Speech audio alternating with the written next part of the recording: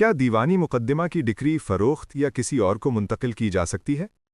دیوانی مقدمات میں جب مدعی اپنا کیس جیت جاتا ہے تو عدالت کا دیا گیا فیصلہ ڈگری کہلاتا ہے۔ اس ڈگری پر عمل درآمد کروانے کے لیے ایک باقاعدہ درخواست دائر کی جاتی ہے جسے درخواست اجرا کہا جاتا ہے۔ اس درخواست کی کارروائی کے دوران عدالت مدیون یعنی وہ فریق جو کیس ہار چکا ہوتا ہے کو نوٹس جاری کرتی ہے۔ اگر مدیون ڈگری پر عمل درآمد نہیں کرتا تو عدالت اس کے خلاف مختلف اقدامات کر سکتی ہے، جیسے کہ اسے گرفتار کرنا یا اس کی جائیداد کو قرق کرنا تاکہ ڈگری کی تکمیل ممکن بنائی جا سکے۔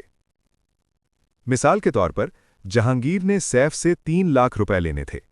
اس مقصد کے لیے جہانگیر دیوانی عدالت میں دعویٰ دائر کرتا ہے۔ جب عدالت اس کے حق میں فیصلہ دے دیتی ہے تو یہ فیصلہ ڈگری بن جاتا ہے۔ اس کے بعد جہانگیر عدالت میں درخواست اجرا دائر کرتا ہے۔ اجرائے عدالت سیف کی جائیداد کو فروخت کر کے یا اسے جہانگیر کے نام منتقل کر کے رقم کی وصولی یقینی بنا سکتی ہے۔ مزید برآں قانون کے مطابق جہانگیر کو یہ اختیار بھی حاصل ہے کہ وہ اپنی ڈگری کو کسی دوسرے شخص کے حق میں منتقل کر دے۔